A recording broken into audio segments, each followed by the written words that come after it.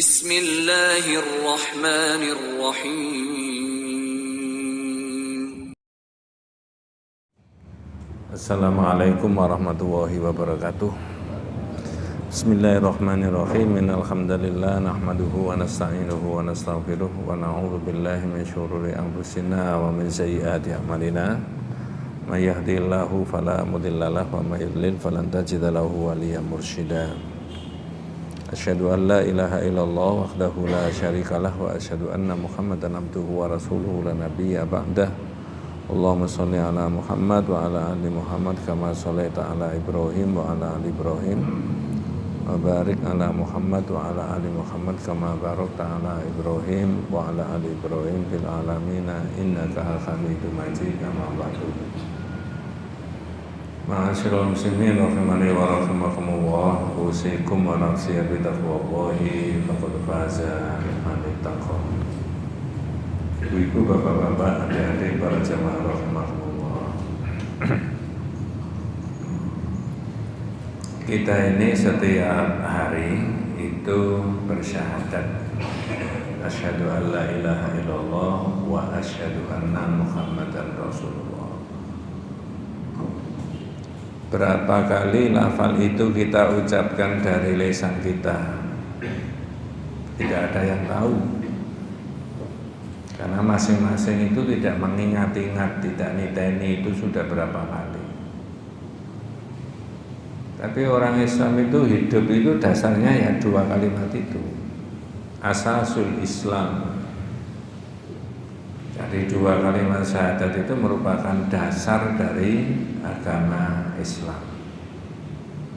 Hidup zaman kapan saja, profesinya apa, mazhabnya apa, partai politiknya apa, syahadatnya ya dua itu. Nah sekarang saya ambil satu dari dua yang dibahas maksudnya. Jadi wa asyhadu anna Muhammadan Rasulullah itu ada lima macam keterangan berkaitan dengan syahadat tentang Nabi. Kita semuanya panjenengan. Pertama adalah al-imanu bi annahu mursalun min indillahi.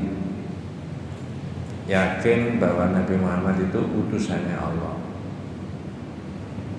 Perkara bagaimana caranya Allah menyampaikan risalahnya kepada Nabi Muhammad, ada pembahasan sendiri, kapan, bagaimana caranya, waktu itu para sahabat bagaimana cara menulisnya, sampai pada kita itu bagaimana itu. Tapi disingkat al-imanu bi annahu mursalun min indillah. Percaya ini orang ini utusannya Allah. Bukti-buktinya terlalu banyak. Insya Allah nanti ini poin ini itu diterangkan di kitab yang lain lagi. Kalau ini sudah khatam. Karena di masjid ini sudah khatam satu kitab Tauhid. Itu 67 judul. Ini 45 judul. Yang satu lagi berikutnya itu cuma 3 pembahasan tapi diuraikan menjadi 65 judul. 3 pembahasan apa? Ma'rifatullah, ma'rifatu nabiyhi, wa ma'rifatu dinil Islam. Mengerti tentang Allah, mengerti tentang Nabi, dan mengerti tentang agama Islam. Itu diurai menjadi 65 pembahasan. Nah begitu kira-kira ilmunya belum habis, orangnya sudah habis. Gak ada. Benar Pak itu Pak? Nah, saya balik. Al-imanu bi annahu mursalun min indillah. 2. Nusaddiquhu fi ma akhbara. Membenarkan yang dikabarkan oleh Nabi. Contoh, Nabi mengabarkan ketika orang dimakamkan selesai, yang memakamkan pulang, Nabi bilang gini, istaghfiru li akhikum was'alullahu tasbih fa innahu yus'an. Mas, ini saya terjemahkan bebas saja Pak ya, supaya gampang dipahami. Ini saya pengen mintakan ampun saudaramu yang dimakamkan ini, dan mohonkan ketetapan sama Allah. Ini sebentar lagi ditanya. Tapi nggak ada orang tahu ya apa pertanyaannya, jawabannya gimana, suaranya gimana, bisa di video apa enggak, itu bukan urusan kita. Kira-kira kalau ada orang ditanya malaikat terus sekian pekan, sekian bulan, sekian tahun bangkit lagi, bangun cerita-cerita orang, rasanya nggak ada orang nggak baik Pak di dunia, baik semuanya.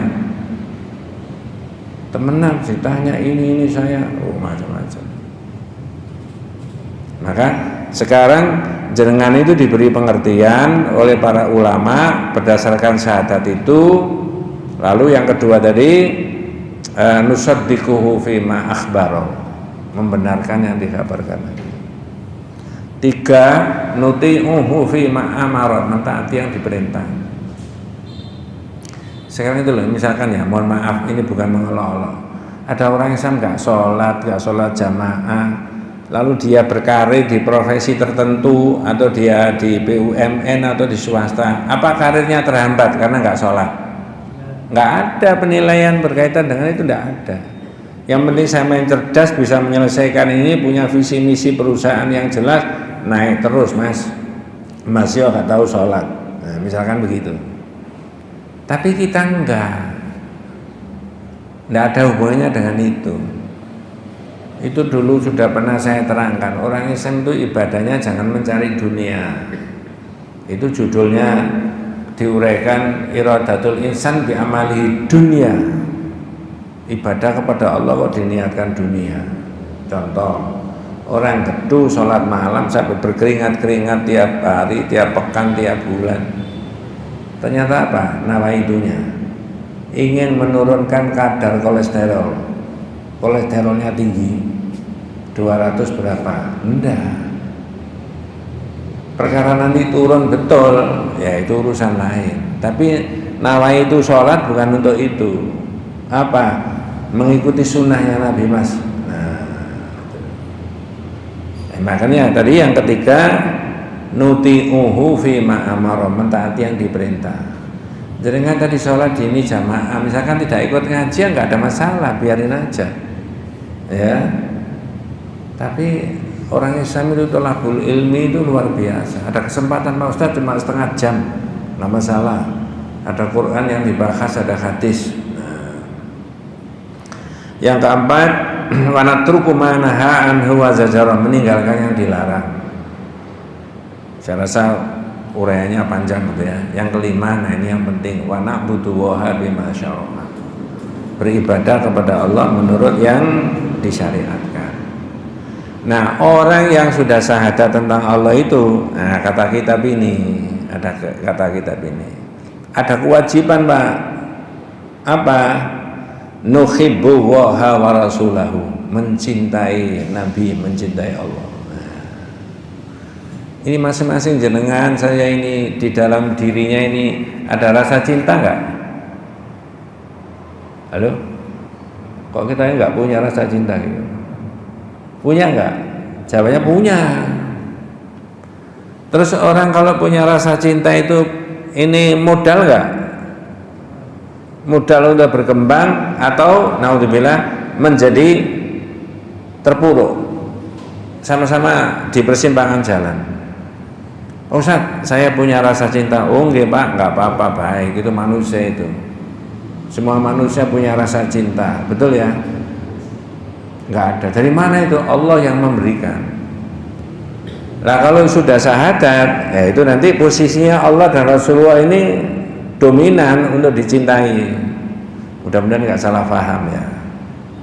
Dalam kitab Al-Qaulul Mufid, ya, bab 31 itu ada keterangan begini Pak, saya bacanya, saya tulis di HP. Jangan setuju apa enggak ya ini. Andai kata nggak setuju nggak apa-apa kok ya. Saya cuma menyampaikan aja. Aslul a'mal kulluha huwa al-mahabbah. Nah ini kelihatannya sepele tapi itu penting. Aslul a'mal kulluha huwa al-mahabbah. Saya beritahu ya. Asal usul kejadian manusia, asal usul gerakan manusia, mobilisasinya kesana kemari, lalu lalangnya bergerak dari mana ke mana, wis ndak karu-karuan yang diurusi manusia itu. Mengapa kalau itu? Karena ada rasa cinta di dalamnya. Oh, kalau begitu cinta itu bisa menggerakkan apa saja, kemana saja? Jawabannya? Halo? Iya. Iya, Pak. Makanya tadi saya sebutkan dalam bahasa saya, orang punya rasa cinta ini bisa di persimpangan jalan. Ada kalanya kebaikan, ada kalanya tidak. Tapi ini modal dulu rasa cinta ini, Mas, dikelola. Oh begini loh dibahas di kitab rasa cinta. Nah begitu. Fal insan la ya'malu illa lima yuhibbu. Manusia itu ya, kata kitab ini. Tapi ini bukan hadis Pak ya. Ini hanya tulisannya orang ulama. Manusia itu ya, dia tidak akan bergerak kecuali menuju apa yang dia cintai. Betul Pak? Pasti itu. Silakan pagi hari duduk di situ ya, lalu lalangnya orang ke sana. Nang diwai wong ya. Oh, karena ada rasa yang dicintai. Entah anaknya, entah pekerjaannya, entah dunianya, entah Allah, entah Rasul, entah kemaksiatan. Ada loh orang cinta kemaksiatan itu. Ada Pak? Cuma saya gak tanya jenengan apa pengalaman. Nggak usah begitu. Nggak usah. Jadi itu ada di sini Pak. Ini bukan omongan orang biasa ini. Ini sudah berdasarkan pemahaman yang cukup dalam. Fal insan la ya'malu illa lima yuhibbu, imma li jalbi manfaatin au daf'i madharatin. Ada kalanya orang bergerak itu cuma dua saja yang diinginkan. Dia ingin sesuatu dan dia tidak ingin sesuatu menimpa dirinya. Ingin yang baik-baik, yang enak-enak, yang ini enggak kepingin yang ini. Mencari kemanfaatan dari sesuatu yang bisa memberi manfaat terhadap dirinya dan dia menolak itu, sesuatu yang dia enggak sukai. Itu tak manusia itu yang diurusi cuma itu. Kepingin sesuatu dan tidak kepingin sesuatu, cuma itu tak. Ya. Fa idza amila syai'an fali annahu yuhibbuhu imma li dzatihi. Kalau dia bergerak, berbuat, itu mesti ada yang diinginkan, yang dicintai. Sepanjang uraiannya, nah baru saya masuk di tauhidnya ini. Wa ibadatullahi mabniyatun ala al-mahabbah. Wa hiya haqiqatul ibadati. Orang ibadah kepada Allah itu ya, kata kita itu didasarkan pada rasa cinta sama Allah. Ya, kalau nggak ada rasa cinta nggak bergerak ke masjid. Nah kalau sudah ada rasa cinta melahirkan orang ibadah. Nah kalau ibadah karakternya dua, tadzallul wa ta'zim. Tadzallul merendah-rendahkan diri, ta'zim apa? Mengagungkan. Jadi jenengan ibadah, saya ibadah itu merendah-rendahkan diri sama Allah. Dan ta'zim sekaligus mengagungkan Allah Subhanahu wa ta'ala. Nah sekarang fokus mencintai Nabi. Di mana-mana sudah sering diterangkan. Kata Nabi begini, adik-adik kalau ada HP yang ada Qur'annya, silakan dilihat surat Ali Imran ayat 31. Surat apa tadi Pak? Ali Imran ayat yang ke 31. Ya, gampang carinya Pak.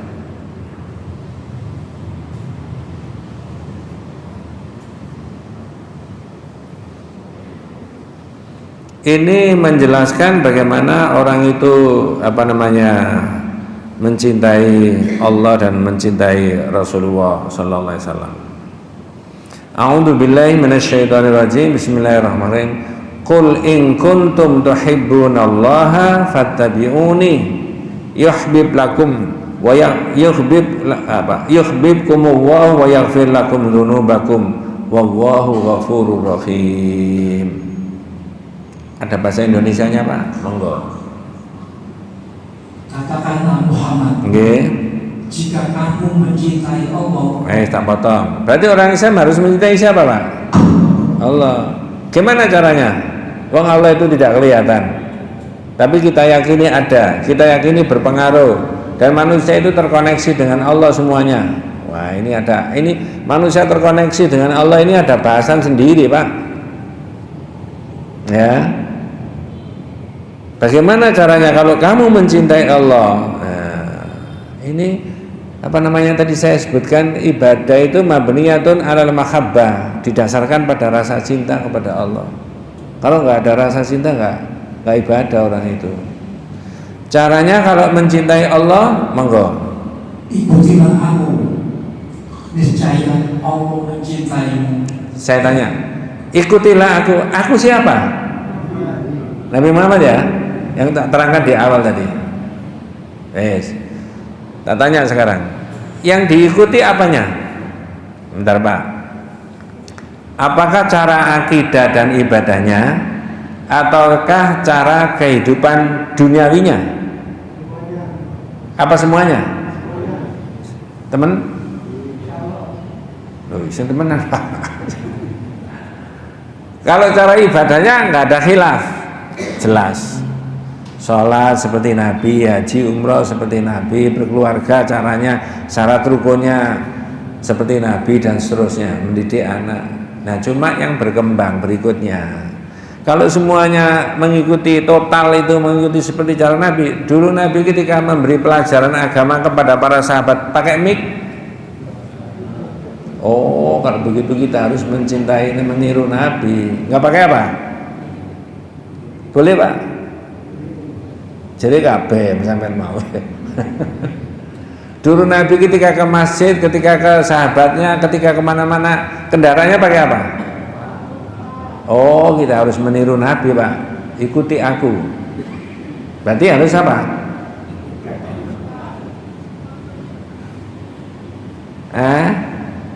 Ini tak potong dulu ya, tak potong.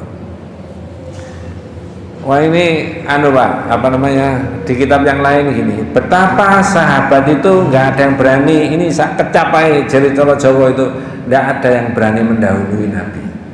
Satu kata saja nggak ada. Saya beri contoh, ini entah berapa tahun yang lalu sudah saya sebutkan hadisnya ini. Sore hari Nabi itu bilang gini, sore, la'udiyanna ra'yata ghadan rajulan yuhibbu wa rasulahu wa yuhibbuhu wa huwa rasuluhu. Di depan para sahabat, besok pagi ya, salah seorang di antara sampean itu tak tunjuk, tak kasih bendera ini untuk ekspansi dakwah ke daerah sana. Orang itu ya, tapi gak disebut nama Pak. Orang itu sangat dicintai Allah dan Rasulnya. Orang itu juga cinta sama Allah dan Rasulnya. Nah, sampai di situ saya tanya, berarti orang ini istimewa nggak? Dia cinta sama Allah dan Rasulnya, Allah dan Rasulnya juga cinta sama orang itu. Ketika saya singkat aja, ketika pagi hari semua para sahabat mendatangi rumahnya Rasulullah. Begitu sudah kumpul di depan rumahnya Nabi, Nabi keluar. Tanyanya gini Pak, Aina Ali ibnu Abi Thalib? Mana Ali kok tidak kelihatan ini? Berarti orang dimaksud siapa? Tapi datang ke Ali? Tidak datang, tidak ada. Makanya Rasulullah tanya, Aina Ali ibnu Abi Thalib? Mana Ali kok tidak kelihatan? Ada yang ngomong gini Pak, huwa yashtaki ainaihi ya Rasulullah. Nabi, Ali itu matanya sakit, makanya nggak datang. Terus faursilu fautiya bihi, lalu Ali itu dicari, didatangkan di situ. Apa maksud saya cerita ini? Ini menunjukkan bahwa sahabat itu tidak ada satu kata saja berani mendahului Nabi. Yang ditanya Nabi tadi siapa?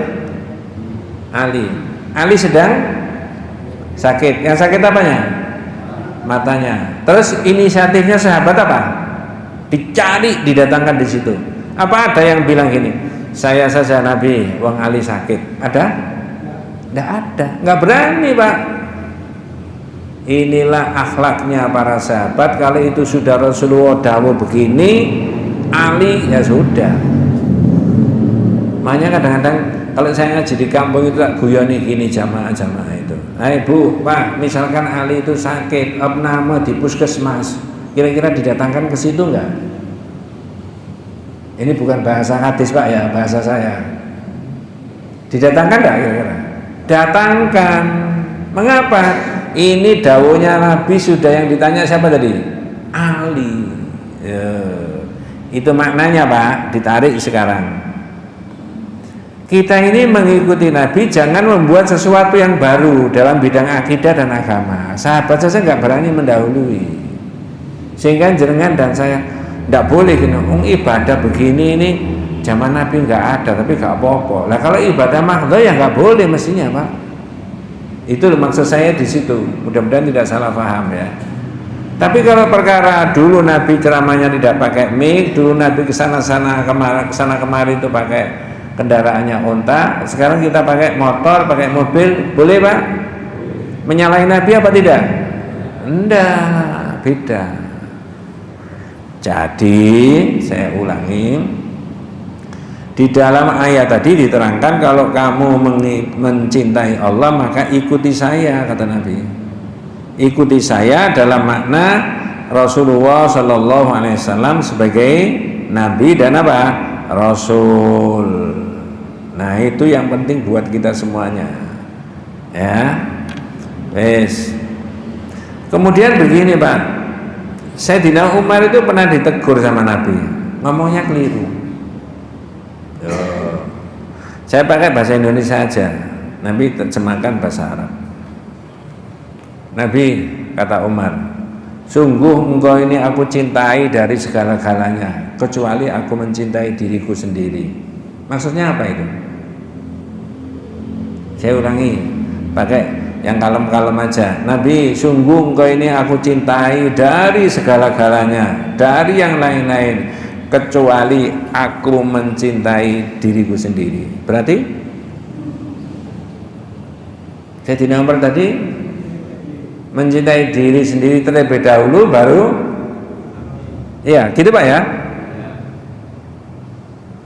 Ini benar nggak omongannya Sayyidina Umar begitu tadi? Oh jenengan nggak menangi Sayyidina Umar itu apa makanya ya. Oleh Nabi nggak boleh lah ya Umar, nggak begitu. Kata aku nakhabu ilai min nafsik, enggak, sampai aku ini Muhammad itu kamu cintai daripada kamu mencintai dirimu sendiri. Loh, gitu ya Pak. Baru Umar merubah kata-katanya Sayyidina Umar. Wallahi ya Rasulullah la anta ahabbu ilayya min kulli syai' hatta min nafsi. Nabi, sungguh engkau ini aku cintai dari segala-galanya termasuk aku mencintai diriku sendiri. Berarti mencintai Rasulullah nomor satu, baru mencintai yang lain-lain. Ketika Umar bin Khattab itu merubah kata-katanya begitu, baru Nabi bilang gini, Al-an ya Umar. Nah ini baru betul. Nah, terus Nabi baca ayat Al-Quran, An-nabiyyu aula bil mu'minina min anfusihim. Nabi itu lebih utama, lebih mulia dibandingkan umat Islam terhadap dirinya sendiri. Jadi jenengan dan saya itu bisa tidak ada artinya apa-apa sebagai manusia, bahkan sebagai orang beriman kalau tidak mencintai siapa? Nabi. Itu Pak. Maka di hadis juga Nabi dawuh la yu'minu ahadukum. Tidak beriman salah seorang di antara kalian hatta akuna ahabba ilaihi min walidihi wa walidihi wa nasi ajmain. Sampai aku ini Muhammad dicintai daripada orang itu mencintai dirinya sendiri, mencintai orang tuanya, mencintai anaknya, dan mencintai manusia pada umumnya. Sekarang tak tanya, ngukurnya orang mencintai Nabi dan mencintai selain dari Nabi itu gimana? Atau begini, ya, pertanyaannya berulet soalnya. Kita ini mencintai Nabi berapa persen? Kalau cinta itu bisa dipersentase, mencintai Nabi berapa persen Pak?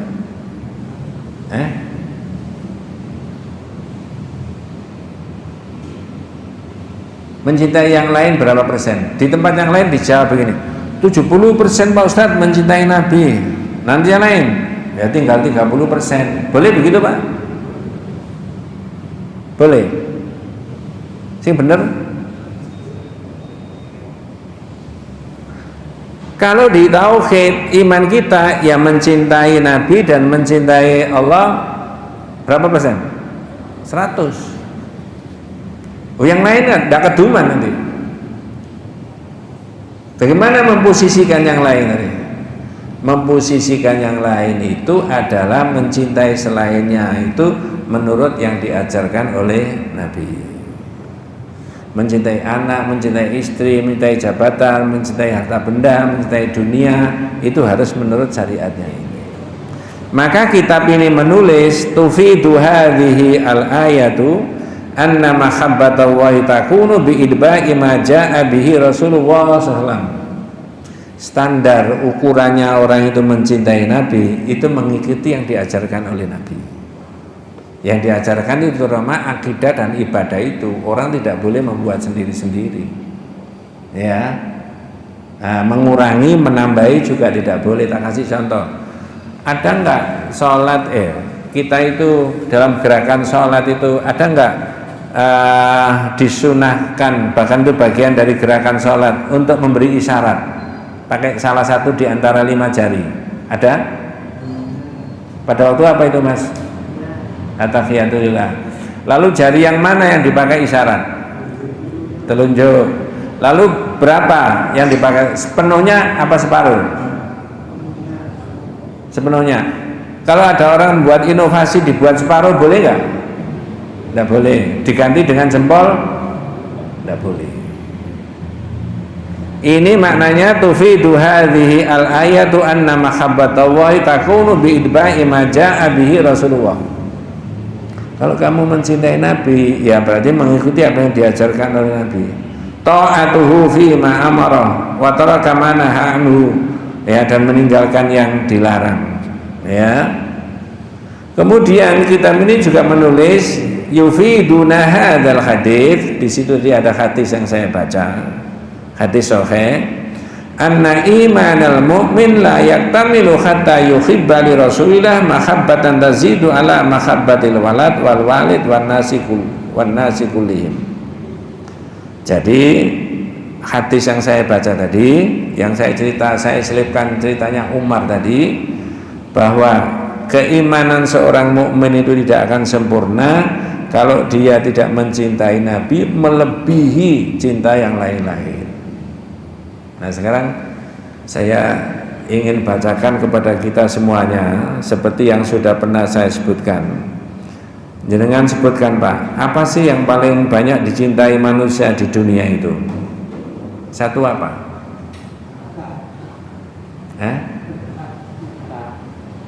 Kok nomor 1 itu Pak?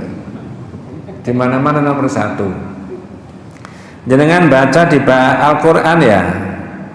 Itu disebutkan, kata Al-Quran itu adalah disebutkan wa amwalunik taraftumuha, surat 9 ayat 24. Jenengan tidak salah. Tidak ada orang, bukan hanya orang Islam, semua manusia itu nggak ada yang tidak mencintai harta. Wa amwalunik taraftumuha, dan harta benda yang sangat kamu cintai. Pertanyaan saya, boleh nggak orang mencintai harta benda? Orang Islam menumpuk kekayaan setinggi-tingginya, boleh Pak? Halo? Boleh? Nggak boleh? Lah kalau nggak boleh nanti nggak bisa zakat, nggak bisa infak, nggak bisa bangun masjid, nggak bisa bangun pondok, ya, nggak bisa haji, ya, haji furoda, bayar berapa Pak?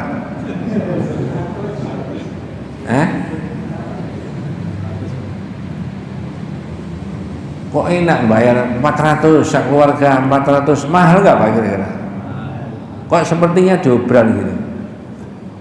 Wes, itu ada pembahasan lain Pak, saya nggak bahas itu.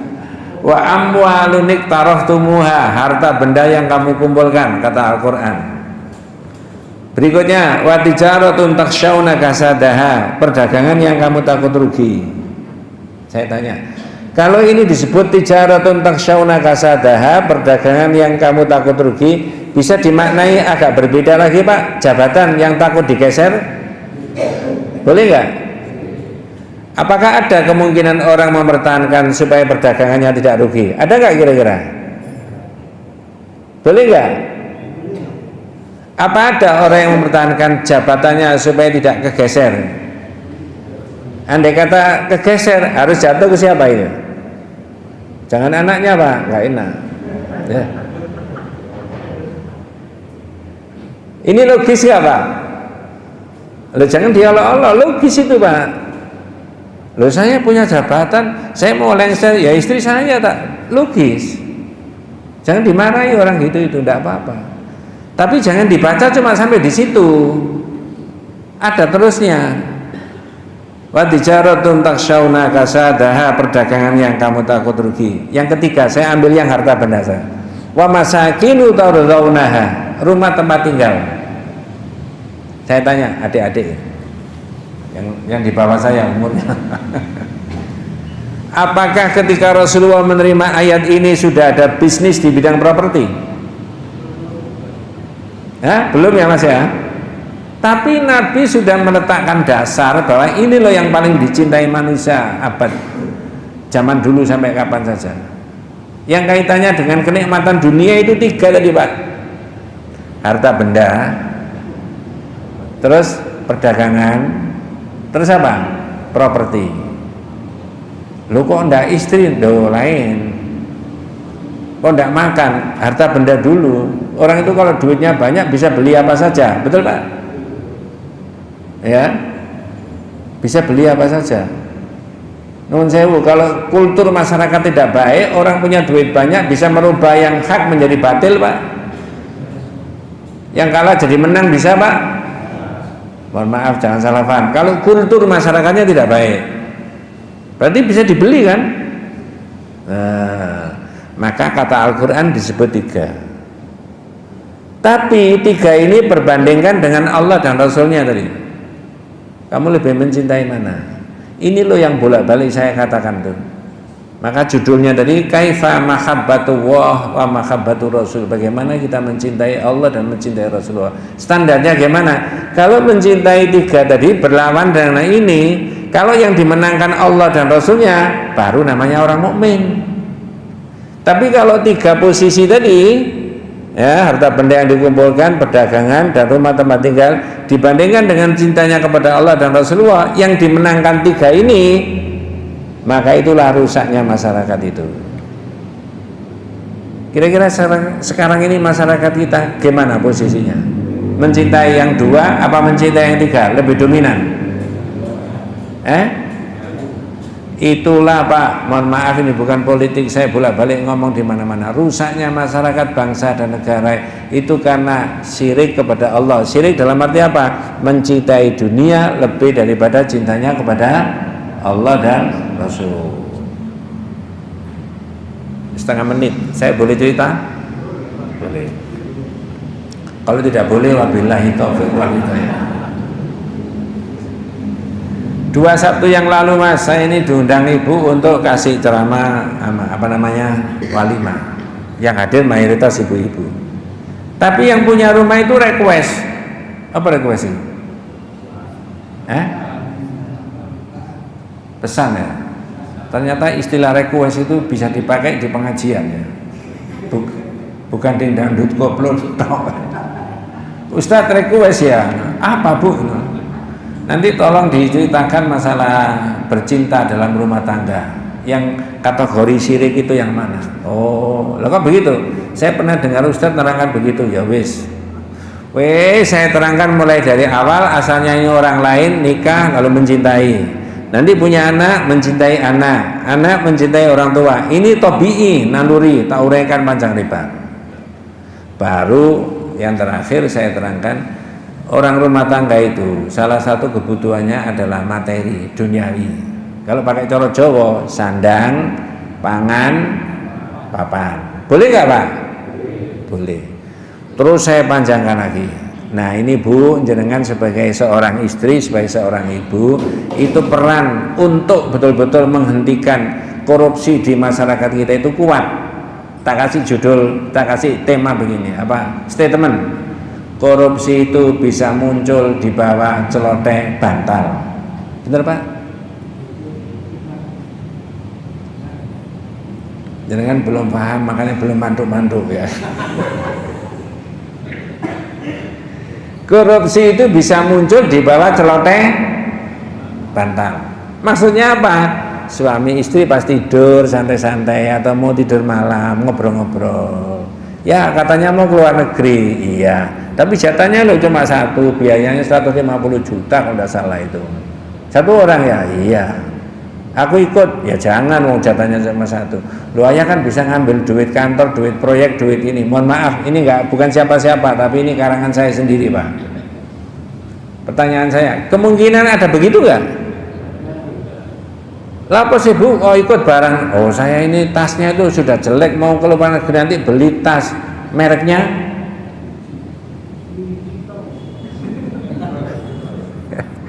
Ini bapak-bapak nggak ada yang ngerti mereknya tasnya ibu-ibu. Ada nggak tas yang harganya 100 juta? Ya, 500 juta ada Pak? Tapi jenengan nggak pernah tahu barangnya karena nggak pernah beli. Ini korupsi bisa muncul di bawah celoteh bantal. Dengan omong-omongan begitu enak terpengaruh kalau imannya tidak kuat itu. Loh, ini bukan omong kosong Pak. Maka orang bertauhid itu meletakkan Allah dan Rasulullah, posisi cintanya tadi jadi baik. Cinta itu tergantung pengelolaannya manusia. Kalau dikelola dengan baik, mencintai Allah dan Rasulullah sebagai orang beriman, ya selamat dia. Kalau enggak dan konangan, ya ditangkap KPK, kan begitu. Yang salah siapa? Yang salah dia. Kenapa pakai konangan? Coba enggak konangan. Wallahu a'lam ya. Ini Pak. Jadi tauhid itu dasar pembentukan masyarakat yang baik itu pakai akidah yang baik ini dulu. Wah, di situ. Mudah-mudahan kita semuanya nanti diberikan rahmat, diberikan barokah hidayah Allah Subhanahu wa taala. Hadan Allah wa iyyakum ajmain. Kita tutup dengan doa kafaratul majlis. Subhanakallahumma wa bihamdika asyhadu an la ilaha illa anta astaghfiruka wa atubu ilaik. Assalamualaikum warahmatullahi wabarakatuh.